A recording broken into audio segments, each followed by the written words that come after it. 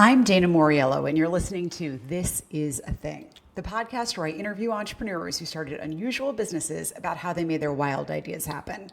Today, we're talking to Tara Chapman, founder of Two Hives Honey. Here's the wild idea. Quit your job with the CIA to start a beekeeping business in Austin, Texas. I was excited to talk to Tara because her career path from the CIA to beekeeping was the kind of big career pivot that makes me curious and I'm eager to learn from. I wanted to know how she decided to quit her job and how she knew this was the right next step for her. Stay tuned to hear how she told her colleagues in DC she was quitting, how she started her business with backyard beehive tours, and why building her first beehives is one of the proudest moments of her career. Enjoy the conversation.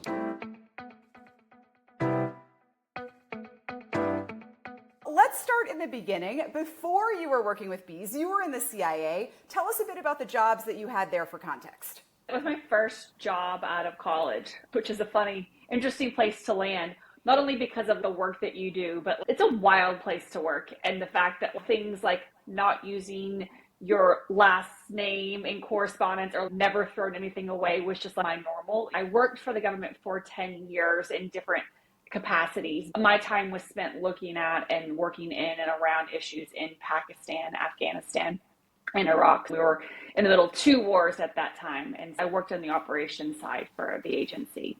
And right before you discovered beekeeping, how are you feeling about your job at that time?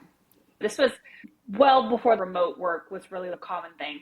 And I had convinced my agency to let me work part-time from Texas.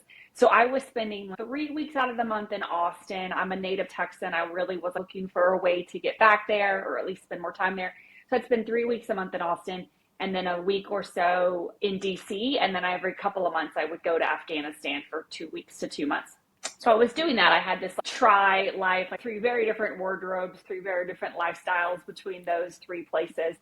And I was definitely looking for an exit strategy. I was looking more to exit than I was to jump into something when I found beekeeping. Like so many folks that are lost, I thought, well, maybe I'll go to business school. So I was studying for the test to go to business school. I had interviewed at something like, I think I'd done 45 interviews at different startups in Austin, everyone from Dropbox to Facebook to Apple, and none of it was appealing to me. So I was super lost at the time, but I was looking, I had spent a lot of the last 10 years in places like Afghanistan and Pakistan. And though I did love the work, it's a long time to work on a war and not feel very hopeful. I love the Afghan people. I care about their plight deeply, but it just felt like spinning wheels. And it was a really tough place to continue to work on those issues. So I was looking for an exit. I wasn't very excited about my day-to-day at the time. And what were you looking for in that next thing? You mentioned you explored a lot of different options. Did you have any criteria in your head for what would be a good fit? Looking back, I really sold myself short. That'll common chestnut for women in general. I really just thought, what job am I going to do? What am I qualified to do? I'd worked in intelligence for a long time, and then I was working on oversight, looking at waste, fraud, and abuse for a while, all in this one region of the world. And I couldn't imagine what my pivot would be out of the government. So I was just grasping for straws. Anyone that was interviewing for something, I was just on a prayer in a way, hoping that someone would take me on and it would be something that I would enjoy. And when you went to those interviews, you didn't take those jobs. What about those things that you were looking at before you found what ultimately was right for you? Felt like, those are not the ones. I will never forget. I was sitting in Dropbox headquarters, and I was at a pretty late stage in the interview process. And I was like early 30s at the time, so definitely still young, but not fresh out of college by any stretch. And I remember sitting across the table from someone who was definitely young and fresh out of college. I remember he asked me this question. He said something like, tell me about a time when you had to work under pressure.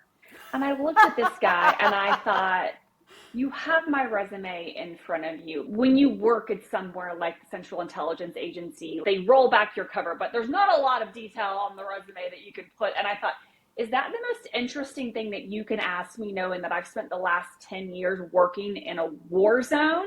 And also, let me tell you about what it's like to work in a war zone. I just was like part offended, part in disbelief, part disgusted by this question. And I thought, I don't know, I just don't think that this tech world is going to be where I land and am happy. I could just imagine the internal eye roll when the person asked that question. Like, where do I even begin with pressure? You're doing these interviews, say, I want to get out. None of these opportunities are quite right. And the story that we've seen publicly about you is that you took a beekeeping class, and that was the beginning of a next chapter.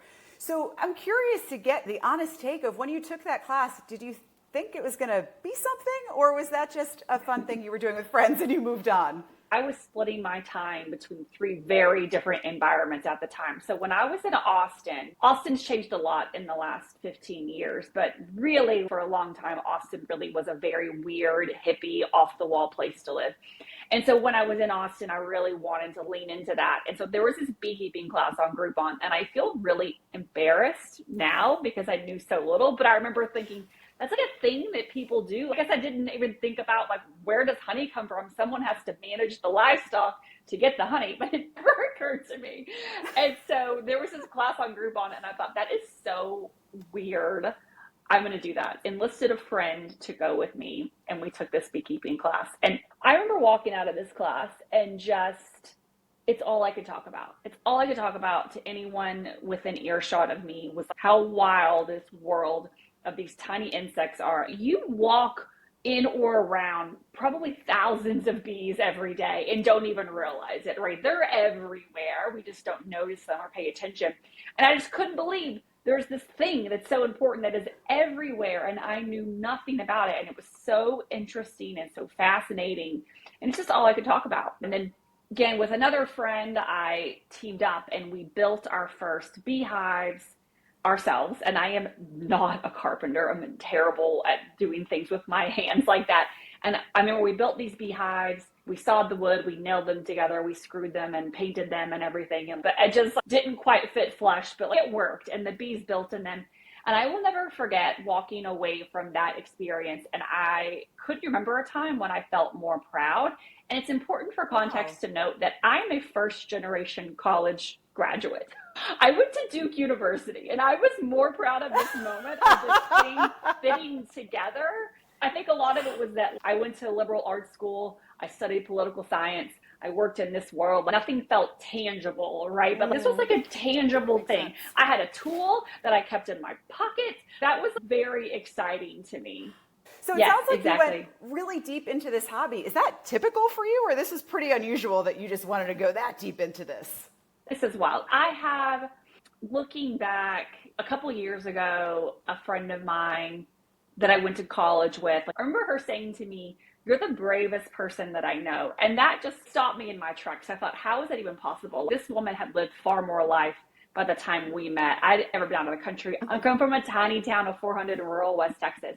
But after she said that, I did a lot of reflection of looking back. I am and have done a lot of very bold moves. I left a town of 400 in rural West Texas.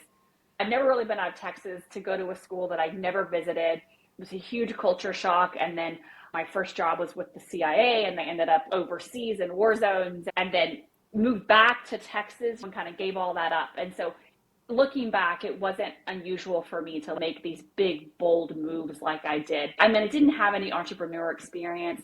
My mom was a single mom. She worked whatever she could work to keep us fed. And so I don't come from like a history of entrepreneurs. So in that sense, it was a really risky, might I say, irresponsible decision to do what I did. Thankfully, it worked out. So I want to talk all about that decision. You mentioned that you didn't have a lot of entrepreneurs as role models. As you were considering what to do next after the CIA, was entrepreneur a possibility, or that wasn't even remotely on your radar? The idea came about because I had been working and living in and around DC for a decade. And DC is a place where your currency is power and what you do for a living. And so I was growing tired, and my patience had grown thin with this notion that your worth is in your work. And so ironically, I was looking to gain some more work-life balance and put less of emphasis on what I did. And I remember making this list, and I thought, okay, I have to make the X amount of money every month to live and survive. What can I do? And I felt maybe get my yoga certification. I'll teach a little yoga, and maybe I I like to knit. I thought maybe I'll do an Etsy shop. And then I thought maybe I could sell some honey. So it started out in this effort to regain some work-life balance. And I will tell you, starting a business, everyone knows, is the opposite of work-life balance. But I started just brainstorming ideas, and then I just became really passionate by the bees and ran full speed towards that. So how far do you go into beekeeping as a hobby before you have that light bulb moment of, oh, this could be a business? A very short period of time. So I started bees in the spring, and then by the fall, I had my first harvest. The grocery store tells us that honey is a commodity, but it is not a commodity. When you harvest honey in small and artisanal batches, like different colors, flavors, textures, like huge rainbow of colors and flavors there. So I was really fascinated by this idea, and I thought I could have bees in different neighborhoods, and then each neighborhood would have its own honey, and I would market it and sell it as its own neighborhood. So I had bees all of maybe 6 months when I had this kind of idea. And then by the next January, I had quit my job and went to work for a commercial beekeeper in East Texas. So I had been a hobbyist less than a year, which is a very short period of time, especially given you check your bee so infrequently. Yeah, it was really irresponsible. It worked out. It worked out. So the first step is not immediately quit your job, start this business. In the middle, you are working. That sounds like a very rational choice to get a job in this industry. Tell me about, hey, I'm going to quit the CIA. I'm going to work for a beekeeper. What's the point at which you feel confident that is the right decision for you, and why do you feel confident at that moment? I quit my job. I didn't know how little I knew, but I knew that I should know more. So I thought spring is a very big season for beekeepers. And so I thought if I could line up a job where I work this spring season while I'm starting my first large number of hives in the background, and then this would only be a seasonal job, and then I could come back to Austin, I could launch myself from there. And so I cold emailed this husband and wife team at the time, owned this beekeeping business, and I pitched myself, asked if they were hiring seasonally, and so I secured that job, which again was a 4-month job, and then decided to quit my job. So I went all in very quickly. It sounds like from what you just said, you knew that the end game was you wanted to start your own business, and this 4-month was training for you to do that. Okay, so there was a multi-step plan of which this was step one. How did you know that beekeeping was something that shouldn't just be a hobby alongside something that you're doing that is your primary job, but this should be something that's your primary occupation? I was just so invested. And then again, when I had this idea that every neighborhood should have its own honey, I thought it was a very clever idea. I'm not the first to have come up with this, but no one was doing that in my part of the world. Later, I realized that others were doing this kind of notion of zip code honey. But I was so invested in the idea, and that kind of really pushed me. My idea for a honey company actually turned into an agritourism venture, but that was not planned. In hindsight, I had really good instincts of listening and paying attention to my customers and what my customers were saying and what they were seeking. And then I molded the business to that. So like the business that we have now wasn't because I started with this grand plan. I started with this very small part of what we actually do now. We do sell honey, but it's a very small part of our revenue. I was a really good listener and paid attention, and I needed money. So like when I saw an opportunity, I ran with it. So you mentioned this idea of having a plan and how much was fleshed out versus not. How much of a plan did you have? Did you have a full business plan, or it was just an idea and the confidence to pursue it? I did have a business plan. The city of Austin in Texas has an office where they help small businesses. They have free mentorship. So I had this mentor that would help me work through this business plan. So I did have some assistance there. But like I say, my first product that I actually sold was actually hive tours. So very quickly it evolved. But I did had some assistance, which is great because like I say, I had zero experience in this area. And how would you describe what your goals were when you first started the business? What did you imagine in your wildest dreams? Man, if this is incredibly successful, this is what my life is going to look like in a few years. I remember for those first 5, 6, 7 years of starting the business, I was in various entrepreneurs groups. And there was this encouragement to think about your 5-year, 10-year plan. And I really struggled thinking beyond even the next year. That has continued to be a challenge for me personally. Much better about it now. For so many years, I was so entrenched in the business. It's really hard to think about 5 years from now when you're trying to figure out how you're going to make sure you pay the rent this month. And so I really struggled with that for a really long time. But I will tell you, the thing that I was most excited about was a product. I could not wait until I was going to have a restaurant or a customer open their cabinet and then my honey was going to be on the shelf. I was so excited about the brand and what the brand represented and our ethos and our core values and what we were going to bring to the table. That's what drove me from the get-go, was just this notion that I was bringing this product that represented all of the things, sustainability and the natural beekeeping practices that we employed, et cetera, bringing that to the people of Austin. And have those things that excited you when you first started, are those still the things that excite you today, or are there different things that excite you now? What excites me now is we're really an agritourism business.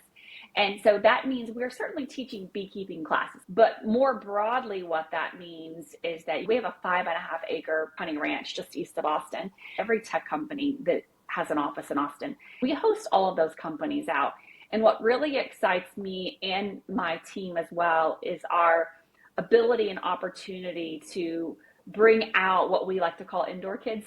We use honey as a gateway drug, right? Oh, you love honey. Let me teach you about honeybees. But while you're here, I also think it's important that you understand about native bees, because honeybees aren't native. And let's talk about that. And then maybe when you leave here, you're also interested in gene, or at the end of the day, we just hope that you have some more appreciation for nature and the environment and take better care of those things, right? We're able to touch so many thousands of people every year.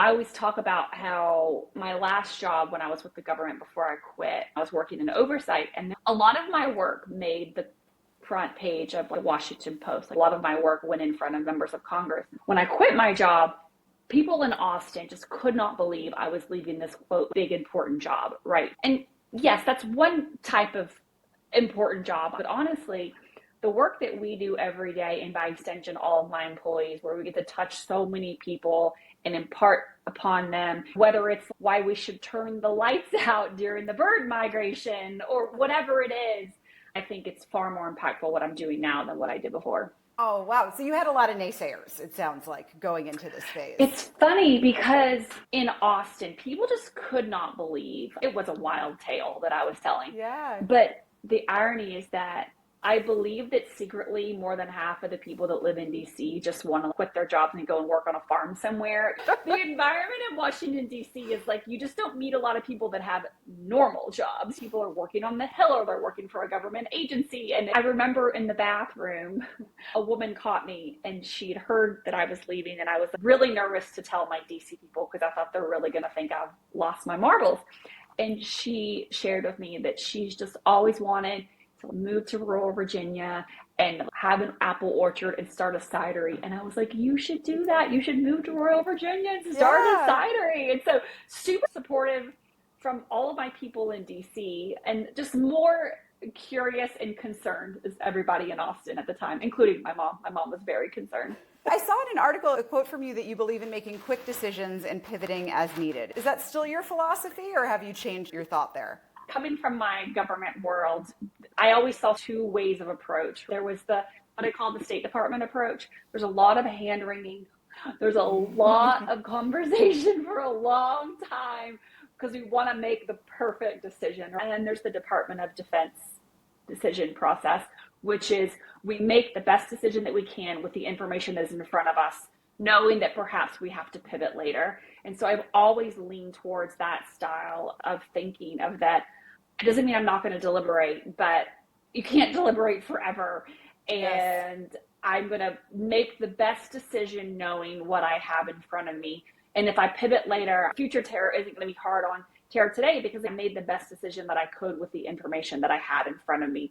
If I could go back and look at Tara 12 years ago and think about the decisions that I made or the things that I was doing or what I focused on or what I didn't focus on, wow, I've come a really long way. Is it just that you would have made decisions differently in retrospect, knowing what you do today, or would you have used a different decision process even? I would have done nothing differently. I just think about how little I knew that I had to Sure. learn. I knew nothing. Again, I had no experience from like my family or my upbringing. And then I worked for the Central Intelligence Agency at the time, having almost infinite amount of resources, which is the opposite of when you're bootstrapping small business.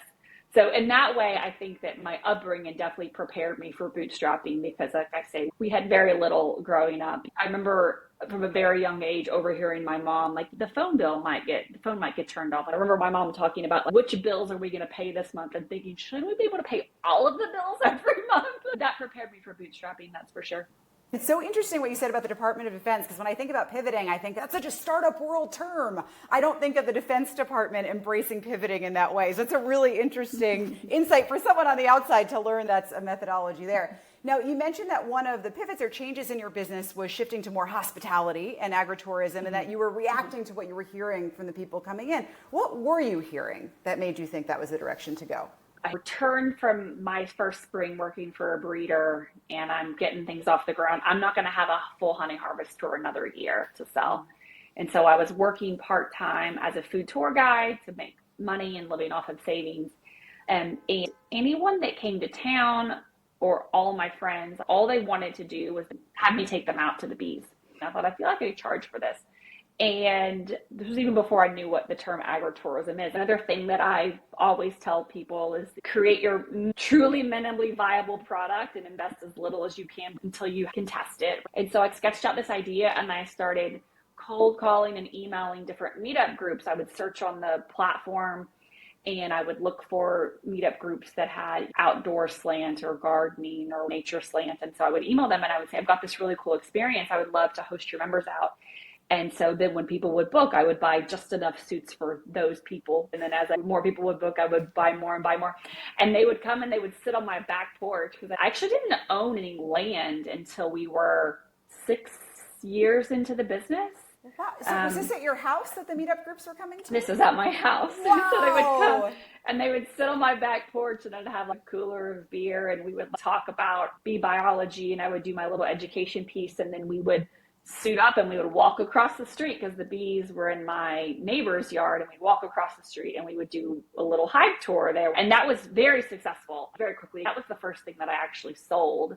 I didn't actually own my own land until 2020. So I started putting beehives at like cideries and urban farms. And so we would do tours at these different locations around town. Talk about a minimally viable product, right? Investing just what you can at the time. And I was actually paying myself a livable wage within the year off of the agritourism activities. Were you also selling products at this point, or 100% of your business was the tours?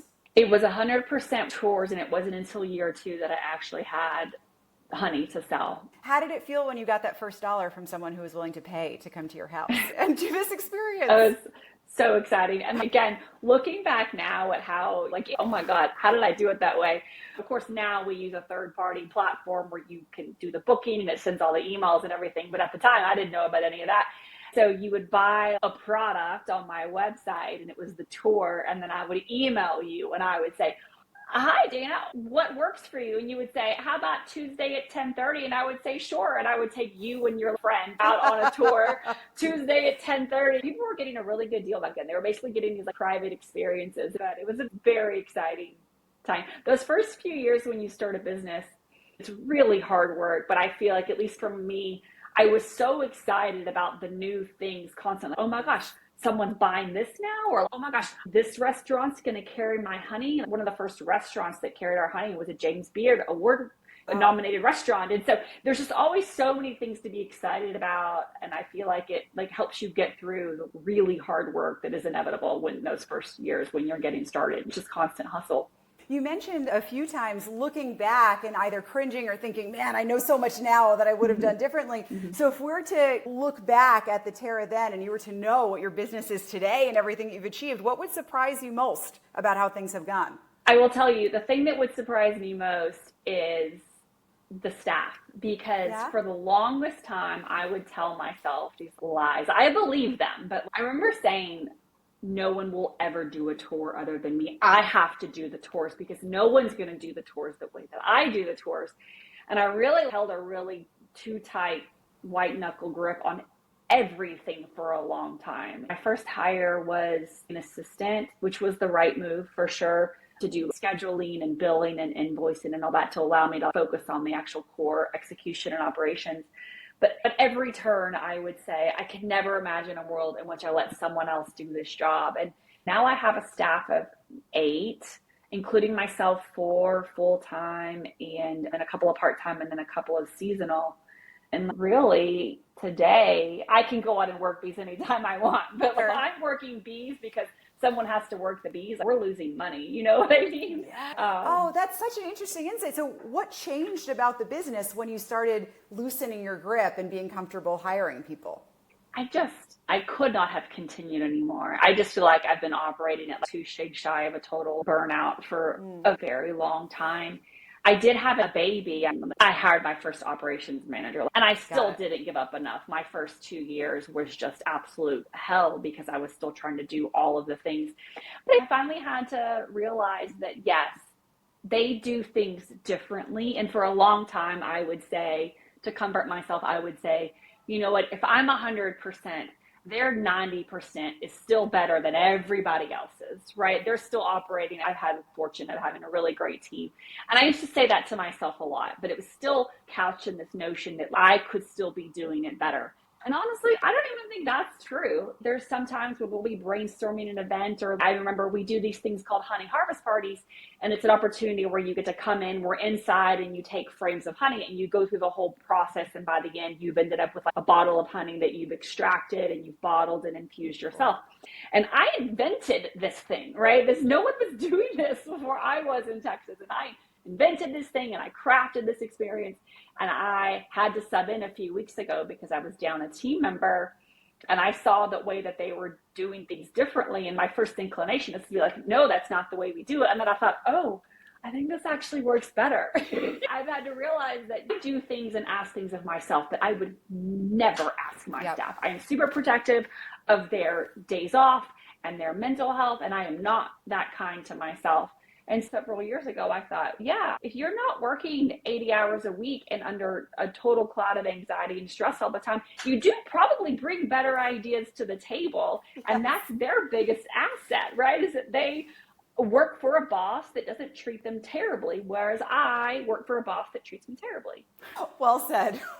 So I just want to end on a forward-looking note, which is, what are you most excited about looking forward to the future of this business? I think one of the things that I would like to invest my energy in is thinking about how I can help other farmers and producers in the area of agritourism. It is a phenomenal way for producers to have a sustainable business, to be bringing in this revenue. And it's a really exciting time for it. So I'm trying to think about ways that I can help others in the same boat. I want to keep farmers and farming, and it's a really hard time to do that. So I think agritourism can help.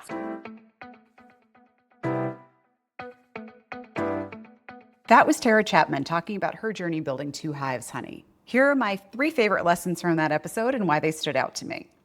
1, listen to your customers and pivot to meet their needs. Tara's plan was to sell honey, but she noticed that when she was talking to her friends, the thing they were most excited about was visiting her beehives and learning about the beekeeping process. She thought, what if I charged for this? And she started offering tours. That's now the biggest part of her business. 2, start with a minimum viable product. When Tara first launched her tours, she started advertising them before she had invested anything into creating the experience. She personally reached out to Meetup groups to talk to them about the tours. She did all of the bookings personally and manually.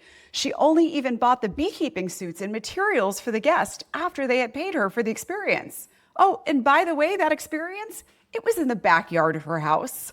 Once she was able to prove demand, then she started investing and growing her tour business. 3, don't be afraid to delegate.